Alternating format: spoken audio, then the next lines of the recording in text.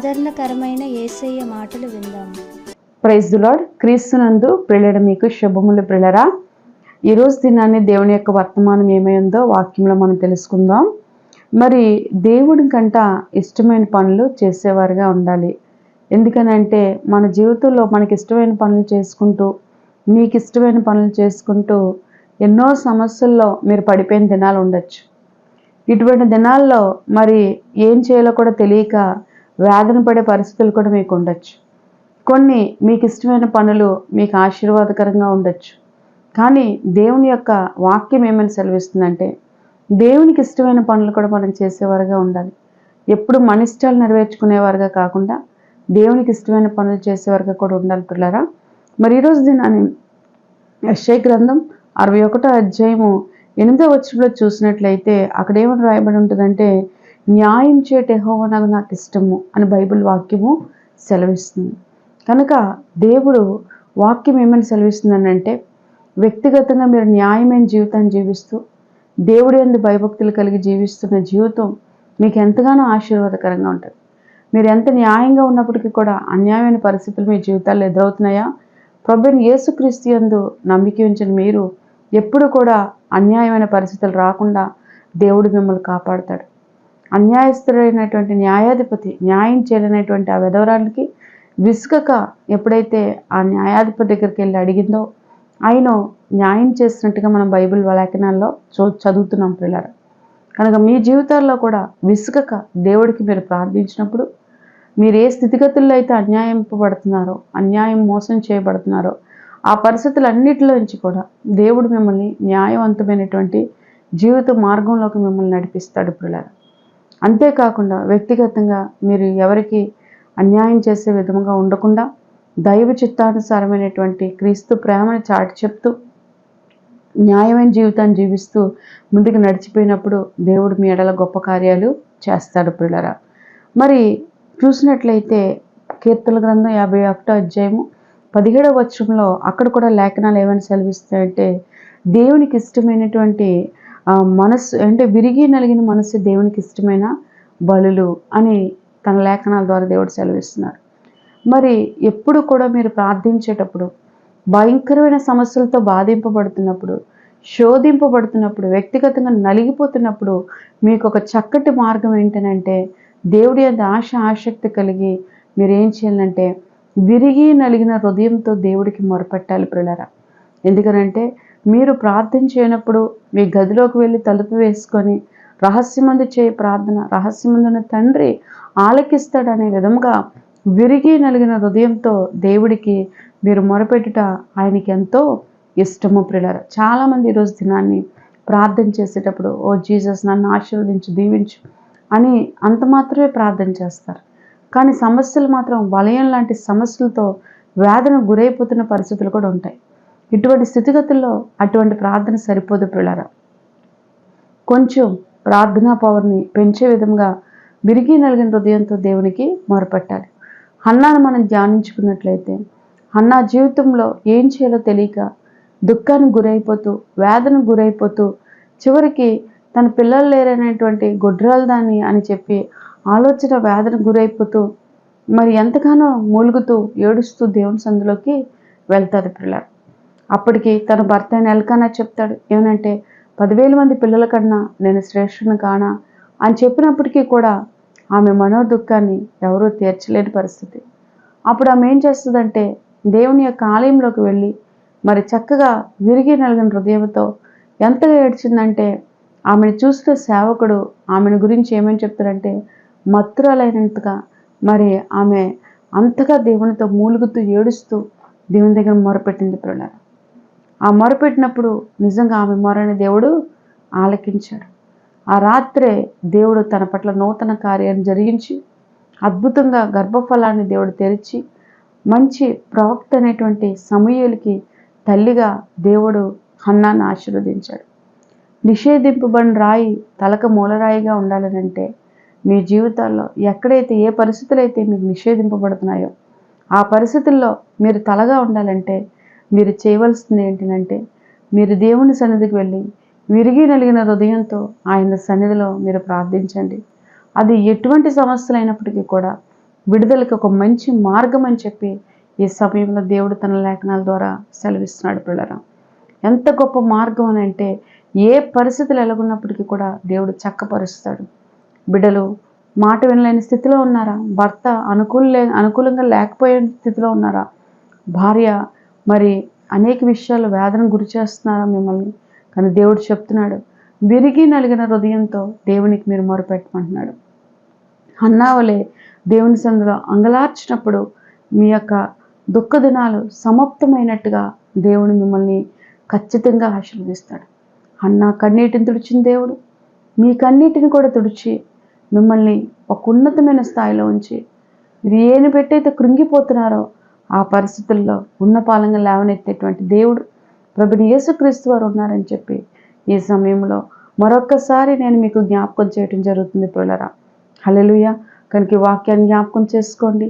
దేవునికి విరిగి నలిగిన హృదయంతో మీరు ప్రార్థించుదురుగాక. మరొక మాట చూసినట్లయితే మరి మందిరము ద్వారబంధం దగ్గర చూడండి, అక్కడ కీర్తనల గ్రంథము 84వ అధ్యాయం 10వ వచనంలో మీరు ధ్యానించినట్లయితే అక్కడ ఏమని ఉంటుందనంటే, మందిర ద్వారబంధం దగ్గర దేవుని యొక్క మందిర ద్వారబంధం యొద్ద గడుపుట నాకు ఇష్టం. హల్లెలూయా.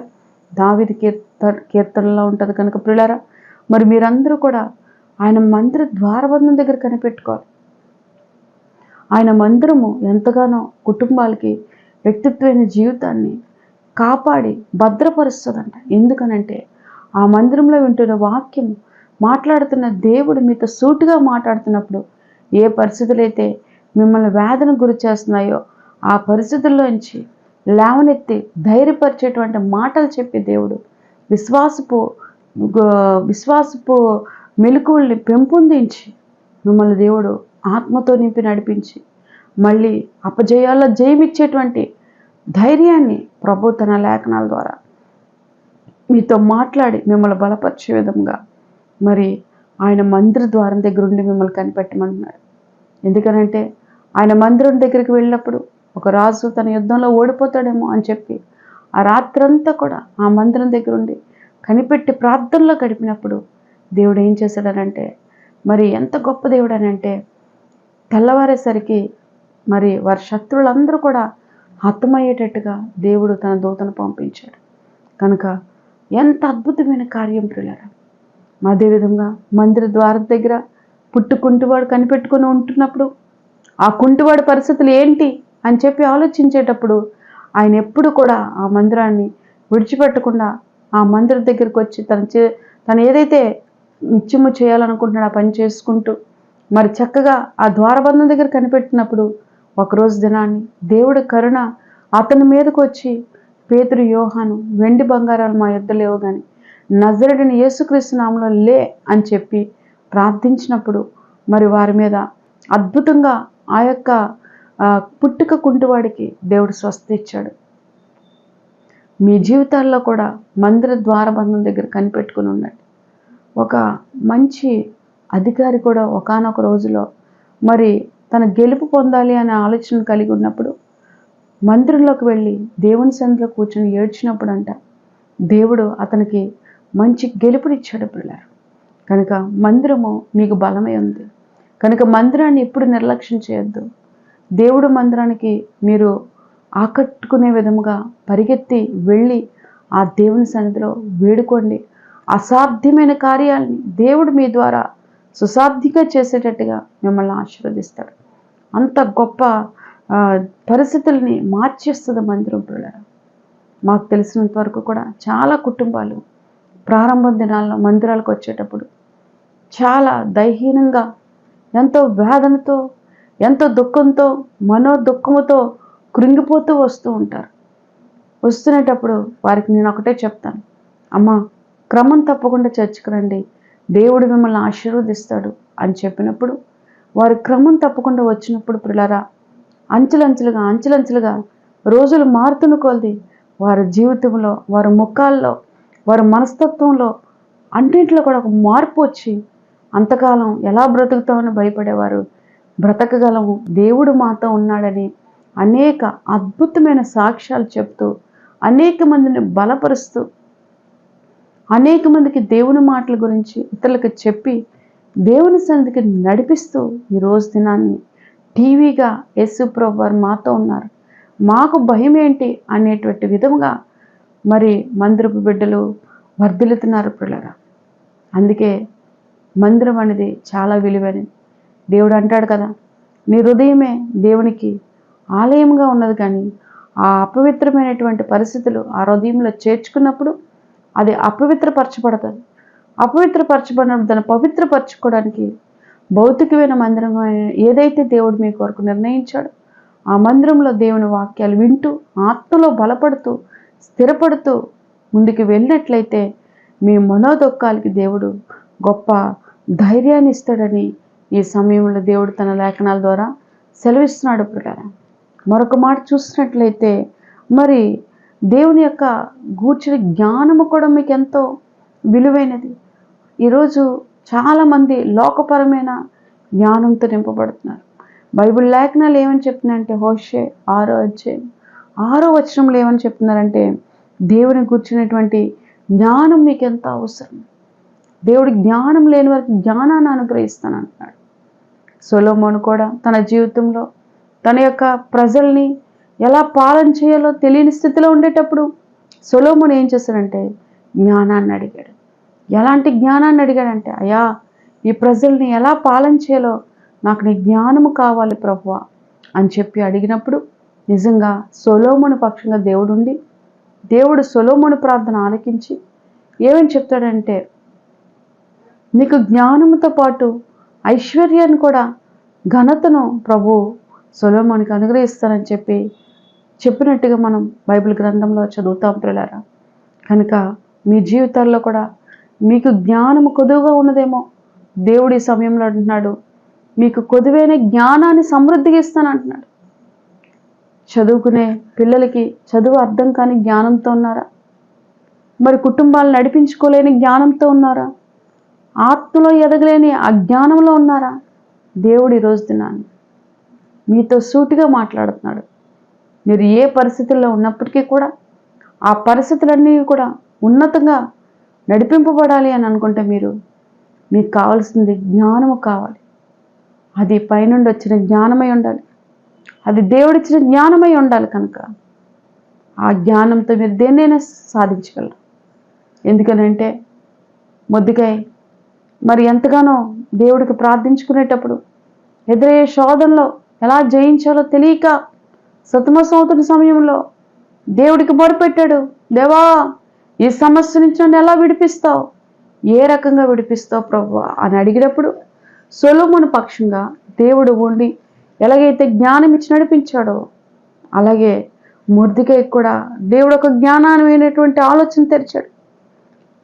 రాణి అని ఎస్తేర్ దగ్గరికి వెళ్ళి సహాయాన్ని అడిగి ఏం చెప్తాడంటే అక్కడ మరి అమ్మా నాకు నీ సహాయం కావాలని అడిగినప్పుడు ఆమె ఏదో ఇవ్వాలనుకుంటుంది, కానీ మరి ఇలా యూదుల్ని రక్షించాలి అని చెప్పినప్పుడు ఎస్తేర్ కూడా జ్ఞానయుక్తంగా ముందు ప్రార్థించి 3 రోజులు ఉపవాసంతో ఉండి తన చెలికత్తెలతో ఉపవాసంతో గడిపి మరి యూదులందరికీ ప్రార్థనలో 3 రోజులు ఉండమని చెప్పినప్పుడు అప్పుడు వ్యతిరేకమైనటువంటి చట్టాలని ఎలాగ అనుకూలపరిచే విధంగా చెయ్యాలి అనేది 3 రోజుల ఉపవాస ప్రార్థనలో దేవుని వేడుకున్నప్పుడు దేవుడు చక్కటి జ్ఞానాన్ని ఇచ్చాడు. ఎంత గొప్ప జ్ఞానం ఇచ్చాడంటే రాణి అని ఎస్తేరు ప్రాణం తెగించే మరి యూదుల నిమిత్తం రాజు దగ్గరికి వెళ్ళినప్పుడు రాజు రాణి అని ఎస్తేరు ముఖం చూసినప్పుడు ఆమె ఎంతగానో చూసి సంతోషించి ఆమెతో చెప్తా రాజ్యంలో సగభాగం నీకు కావాలా అనేటప్పుడు ఆమె దేవుడి జ్ఞానంతో నింపబడినప్పుడు ఏం జరిగిందనంటే, అయ్యా మా ఇంటికి విందుకు రండి అని చెప్పి పిలవటాన్ని మన బైబిల్ గ్రంథంలో చదువుతున్నాం పిల్లలు. అది లోక జ్ఞానం కలిగిన వారైతే ఏమంటారంటే, అయ్యో ఇంత ఆస్తి ఇస్తాను అంటున్నారు, అంతకంటే ఏం కావాలి రాజా, నాకు ఇవ్వండి రాజా అని అడుగుతారు. ఎందుకంటే ఈ లోక జ్ఞానం ఎప్పుడు కూడా ఏదో సంపాదించాలి, ఏదో పొందుకోవాలి, ఏదో గడించాలి, ఏదో దాచుకోవాలి, దేనికో బ్రతకాలి అనేటట్టుగా బ్రతుకుతారు. కానీ పరసంబంధమైన జ్ఞానం అలా ఉండదు. ఏ పరిస్థితులు ఎలాగున్నా సరే ఏ స్థితిగతులు ఎలాగున్నా సరే వారితో ఉన్నవారు అందరూ బాగోవాలని కోరుకునేదే పరసంబంధమైన జ్ఞానం. అది కూడా యేసు ప్రభు వారి జ్ఞానం అదిపెట్టేదే పిల్లలు. అతను తండ్రి కుడిపార్శ్వను కూర్చున్న అతనితో పాటు మనందరం కూడా పరలోక రాజ్యంలో చేర్చబడాలి. అతనితో పాటు అందరమీ కూడా అక్కడ కూర్చోవాలి. ఆ నిత్య నరకం నుంచి తప్పింపబడాలి అనే విధముగా ఆయన పరజ్ఞానంతో నింపబడి పరసంబంధమైన జ్ఞానంతో మరి దేవుడికి మొరపెట్టినట్టుగా మనం చూసాం. అంతేకాకుండా వారి కొరకు రక్తాన్ని చిందించినట్టుగా కూడా చూసాం. ఆ రక్తమే ఈరోజు సర్వలోకానికి పాప పరిహారార్థ బలిగా ప్రభు త్యాగమైనప్పుడు మనకున్న పాపాలన్నిటి నుంచి విమోచింపబడేటువంటి ఆధిక్యతని ప్రభుని యేసుక్రీస్తు వారు అనుగ్రహించారు. కారణం ఏంటంటే ఆయన పరసంబంధమైన జ్ఞానంతో నింపబడ్డారు. ఈరోజు మీకు కూడా కావాల్సింది ఏంటంటే ఈ భూ సంబంధమైన జ్ఞానం మిమ్మల్ని వెర్రితనాన్ని కలిగిస్తుంది. పరసంబంధమైన జ్ఞానం మీకెంతో ఆశీర్వాదాన్ని, అభిషేకాన్ని, ఆత్మీయతని, అనురాగాన్ని, పరలోక రాజ్యాన్ని మీకు అనుగ్రహిస్తారు. కనుక వాక్యం తెలుసుకుని మీరందరూ దేవుడి యొక్క భయభక్తులు కలిగిన మీరందరితో దేవుడి సమయంలో ఏమైనా మాట్లాడుతుందంటే దేవుని యొక్క జ్ఞానముతో మీరు నింపబడాలి. ఆత్మ జ్ఞానము లోక పరిస్థితుల నుంచి మిమ్మల్ని విడిపిస్తుంది. పాపంలో పడిపోకుండా, పాపిచ్చలను కోరుకోకుండా దేవుని యొక్క ఆత్మపూర్ణులై ప్రతి ఒక్కరికి మంచి చేస్తూ, ప్రతి ఒక్కరిని ప్రేమిస్తూ, ప్రతి ఒక్కరిని గౌరవిస్తూ, చెడు వ్యసనాలకి, చెడు పనులకి దూరంగా ఉంటూ, వ్యక్తిత్వమైన జీవితంలో ఆత్మీయతను కాపాడుకుంటూ బ్రతికేటువంటి అనుభవంలో నడిపించేదే పిల్లరా. ఏంటి అని అంటే అది పరసంబంధమైనటువంటి జ్ఞానం. ఈరోజు ఆ జ్ఞానం చాలామందికి కొదువై ఉండటం వల్ల కుటుంబంలో కానీ, వ్యక్తిత్వమైన జీవితంలో కానీ అనేక సమస్యలు తెచ్చుకుంటూ ఇబ్బంది గురి అవుతూ మళ్ళీ ప్రభుని యేసుక్రీస్తు యందు విశ్వాసం ఉంచినప్పుడు వారు ఆ బంధకాల నుంచి విడుదల పొందటాన్ని మనం చూస్తున్నాం. కనుక దేవుడు మీకు ఈ సమయంలో పరసంబంధమైన జ్ఞానం ఎంతో అవసరమని జ్ఞాపకం చేస్తున్నాడు పిల్లరా. మరొక మాటగా దేవుడికి ఇష్టముగా ఉండాలంటే మీరు దేవుని యొక్క లేఖనాలు ఏమైనా సెలవిస్తున్నాయంటే మరి దేవుని యందు నివసించడానికి ఇష్టపడేవారుగా ఉండాలి. బైబిల్ గ్రంథం చూసినట్లయితే 2 కొరింథీ 5వ అధ్యాయము 8వ వచనాన్ని ధ్యానించినట్లయితే అక్కడ మరి దేవుని యందు నివసించడానికి ఇష్టపడేవారుగా ఉండాలి. ఎంతమంది ఈరోజు దినాన్ని దేవుడు అంటే, దేవుని సన్నిధి అంటే ఎంతోమందికి నిర్లక్ష్యం. దేవుని సన్నిధికి వెళ్ళాలా, మందిరానికి వెళ్ళాలా, పర్వాలేదులే దేవుడు చూసుకుంటాడులే అని ఆలోచన. ప్రార్థించాలా, ఉదయం లేవగానే మోకరించాలా, దేవుడిని అడగాల, సహాయాన్ని వేడుకోవాలా, ఏం పర్వాలేదులే అని చెప్పి ఈరోజు యవనస్తులు కానీ పెద్దవాళ్ళు కానీ ఉదయం లేవగానే ఏదో మొక్కుబడి ప్రార్థన చేసినట్టుగా ఇళ్ళగా ఆచార భక్తిగా ప్రార్థన ఒక 2 నిమిషాలు, ఒక 5 నిమిషాలు చేసుకొని వాళ్ళ పనులు ప్రారంభించుకొని ఆ పనుల మీద వెళ్ళిపోతారు. కానీ ఎన్నో అపజయాలు అందులో ఎదుర్కొంటున్నారు. కారణం ఏంటి అని అంటే పరిపూర్ణంగా వేకువజామున లేచి దేవుని సన్నిధిలో కొంత సమయము గడపకపోవటం వల్ల. దేవుని సన్నిధిలో ఎప్పుడైతే మీరు కొంత సమయం గడుపుతారో, ఎప్పుడైతే దేవుని సన్నిధిని వేడుకుంటారో, నిజంగా దేవునితో గడపడానికి ఇష్టపడతారో సమయాన్ని, దేవుడు మీ స్థితిగతులన్నింటినీ మారుస్తాడని ఈ సమయంలో జ్ఞాపకం చేస్తున్నాడు పిల్లరా. అందుకే దావీదు మధ్యాహ్నము రాత్ర పగలనగా ఎప్పుడు పడితే అప్పుడు దేవుని స్తుతించుకుంటూ, పక్షులు స్తుతించక ముందే దావీదు దేవుని స్తుతించేవాడు. అందుకే గొప్పగా దేవుడు దావీదుని ఆశీర్వదించాడు పిల్లరా. ఎన్ని సమస్యలు వచ్చినా దావీదు జయించాడంటే, ఎంతమంది శత్రువులను జయించాడంటే గొప్పగా జయించాడు. మీ జీవితాలు కూడా అలా జయిస్తారు. కనుక పిల్లరా, మరి మీరందరూ కూడా ఈ విధంగా ఉండి దేవుడికి ఇష్టలుగా మీరు ఉన్నట్లయితే దేవుడు మిమ్మల్ని ఆశీర్వదిస్తాడు.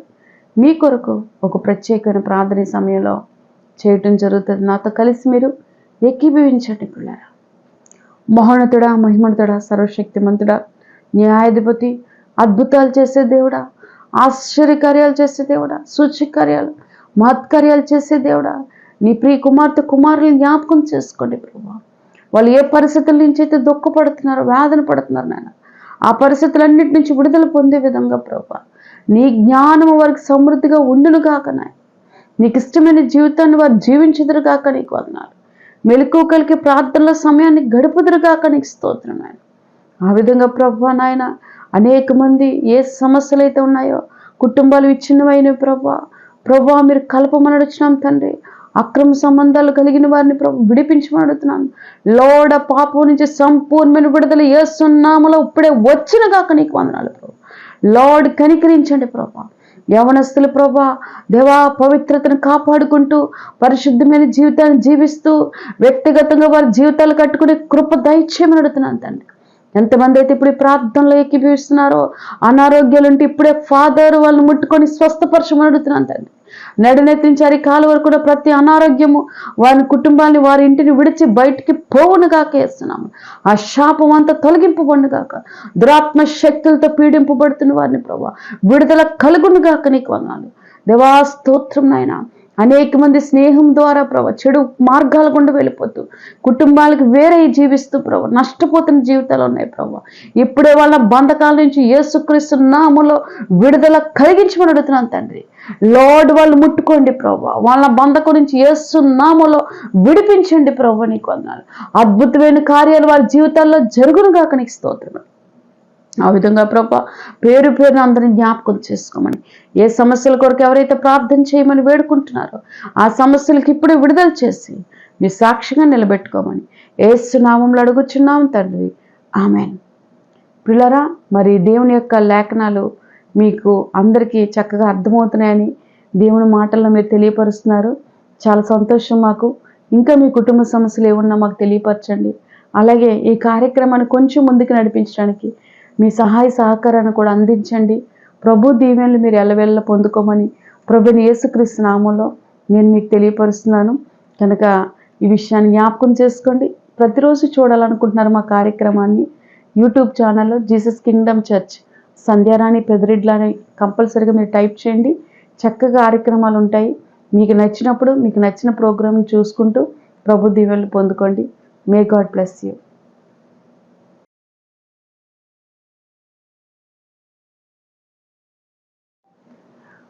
కొన్ని కుటుంబాల కొరకు ప్రత్యేకమైన ప్రార్థన చేయాలని మరి ఆశపడుతున్నాం పిల్లరా. వారు ప్రార్థనా విన్నపాలు కోరి ఉన్నారు కాబట్టి మరి దావీద్ గారు గుంటూరు జిల్లా నుంచి ప్రార్థనా విన్నపాన్ని కోరి ఉన్నారు. పిల్లల చదువుల విజయం కొరకు మరి తప్పక వారి కొరకు ప్రార్థన చేస్తాం. మహోన్నతుడా దావీద్ గారి ప్రభువా నాయన కుటుంబ పిల్లలు బాగా చదువుకొని మంచి స్థాయిలో ఉన్నట్టుగా ప్రార్థనా విన్నపాన్ని కోరి ఉన్నారు. యేసు నామములో ప్రభా వాళ్ళ పిల్లలు బాగా చదువుకోవడానికి కృప దయచేయమని యేసయ్య నామములో అడుగుచున్నాం తండ్రి. ఆమెన్. అటు విధంగా మరి మేరీ గారు పశ్చిమ గోదావరి జిల్లా నుంచి ప్రార్థనా విన్నపాన్ని కోరి ఉన్నారు పిల్లరా. ఆరోగ్యాల కొరకు మరి కోడలికి చక్కటిగా గర్భఫలాన్ని దేవుడు తెరవాలని కూడా ప్రార్థన కోరి ఉన్నారు. ప్రార్థన చేస్తాం మేరీ గారు. మహోన్నతుడా మేరీ గారిని జ్ఞాపకం చేసుకోండి. ప్రార్థన విన్నపాన్ని కోరి ఉన్నారు ప్రభా. అద్భుతంగా ప్రభా అందరికీ ఆరోగ్యాలు దయచేయండి. కోడలి గారికి ముఖ్యంగా ఆరోగ్యం దయచేయమని, గర్భఫలాన్ని తెరవమని, వచ్చిన గర్భం నిలిచేటట్టుగా ఒక నూతన కార్యం జరిగించమని యేసు నామములో అడుగుచున్నాం తండ్రి. ఆమెన్. మరి మేరీ గారు మీ కొరకు ప్రార్థించాం. దేవుడు గొప్ప కార్యం చేయబోతున్నారు. అదేవిధంగా జ్యోతమ్మ గారి గురించి ప్రార్థన విన్నపాన్ని కోరి ఉన్నారు. ఆమె కూడా మరి ఆమె గురించి ఏమైనా ప్రార్థన చేయమన్నారంటే కోర్టు సమస్యల నుంచి విడుదల కోసం మరి ప్రార్థన విన్నపాన్ని కోరి ఉన్నారు. అమలాపురం నుంచి మహోన్నతుడా నీకు వందనాలు స్తోత్రాలు ప్రభా. అద్భుతంగా జ్యోతమ్మ గారు ప్రభా కోర్టు సమస్యల నుంచి విడుదల కలుగును కాక నీకు వందనాలు. యేసు నామములో బంధకాలన్నిటి నుంచి విడిపించిన ఆయన నీ సాక్షులుగా నీ బిడ్డలు నిలబెట్టుకోమని యేసు నామములో అడిగి వేడుకొంచున్నాం తండ్రి. ఆమెన్. దేవుడు ఆ విధంగా మీ అందులో అద్భుతం చేయబోతున్నారు. జ్యోతమ్మ గారు రోషయ్య గారు కూడా నర్సాపురం నుంచి మరి నర్సరావుపేట నుంచి ప్రార్థన విన్నపాన్ని కోరి ఉన్నారు. తల్లిదండ్రులు బాగా మరి చక్కగా చూసుకోవాలని పిల్లలు ఆశపడుతున్నారు కాబట్టి ప్రార్థన చేద్దాం. మహోన్నతుడా నీకు వందనాలు రోషయ్య గారు ప్రభా. మరి తండ్రి తల్లిదండ్రులు బాగా చూసుకోవాలనే విధంగా వారి పిల్లలకు ఆలోచన కలిగించి చక్కగా తల్లిదండ్రులు చూసుకునే స్వభావాన్ని దయచేయమని యేసు నామములో అడుగుచున్నాం తండ్రి. ఆమెన్. దేవుడు ఖచ్చితంగా మీ పిల్లలు చూసుకుంటారు. ఆయన ముదిమి వచ్చే వరకు దేవుడు ఎత్తిపట్టుకునేవాడు కాబట్టి దేవుడు ఉన్నాడని చెప్పి ధైర్యంగా ఉండండి. దేవుడు కార్యం చేస్తాడు. అరుణ గారు కడప నుంచి ప్రార్థన విన్నపాన్ని కోరిన జాబ్ రావాలని మీ కొరకు ప్రార్థన చేయటం అనేది జరుగుతుంది పిల్లరా. అరుణ గారు ప్రభా నాయన జాబ్ యేసు నామములో వచ్చేటట్టు సహాయం చేయండి. అంతేకాకుండా ఆర్థిక సమస్యల నుంచి విడుదల దయచేయండి ప్రభా. ఆరోగ్యం దయచేయండి ప్రభా. ఇంట్లో సమస్యలు ఏవైతే ఉన్నాయో సమస్యలన్నిటిని చూడిపించి సాక్షిగా నిలబెట్టుకోమని యేసు నామములో అడుగుచున్నాం తండ్రి. ఆమెన్. అన్నగారు దేవుడు మిమ్మల్ని దీవించి ఆశీర్వదించును గాక. మరి వెంకటేశమ్మ మరి ప్రార్థన విన్నపాన్ని కోరి ఉన్నారు కృష్ణా జిల్లా నుంచి. మరి కొడుకు కోడలు మరి పరిశుద్ధ అంటే వాళ్ళు చక్కగా ఆశీర్వాదకరంగా ఉండాలని ప్రార్థన విన్నపాన్ని కోరి ఉన్నారు. ప్రభువా నీకు వందనాలు తండ్రి. వారి కొడుకు కోడలు సమాధానంగా ఐక్యతగా ప్రేమగా ఉంటూ వాళ్ళ అవసరాలని తీర్చబడుతూ ప్రతి పరిస్థితుల్లో కూడా ముందుకు విజయవంతంగా నడిపించమని యేసు నామములో అడుగుచున్నాం తండ్రి, ఆమెన్. మరి వెంకటేశమ్మ గారు దేవుడు మిమ్మల్ని దీవించి ఆశీర్వదించును గాక. మరియమ్మ గారు కృష్ణా జిల్లా నుంచి మరి కోరి ఉన్నారు గుండెగడ స్వస్థత కావాలని మరి ప్రార్థన విన్నపాన్ని కోరి ఉన్నారు. మీ కొరకు ఒక ప్రత్యేకమైన ప్రార్థన చేస్తామండి. మహోన్నతుడా నీకు వందనాలు ప్రభువా. సహోదరి గుండె నొప్పితో గుండె ఏ సమస్య అయితే ఉందో అది ముట్టుకొని స్వస్థపరిచే సంపూర్ణమైన ఆరోగ్యం దయచేయమని యేసు నామములో అడుగుచున్నాం తండ్రి, amen. 12-804 Gandhinagar, Thotagaruvu junction, Arilova, Visakhapatnam. Pin code number 530040. మా ఫోన్ నంబర్ 8374100480.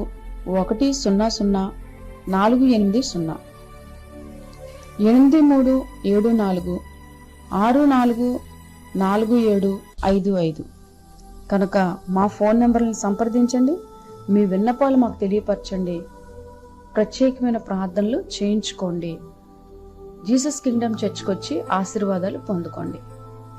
ప్రభు మిమ్మల్ని ఎల్లవేళలా దీవించి ఆశీర్వదించును గాక. God bless you.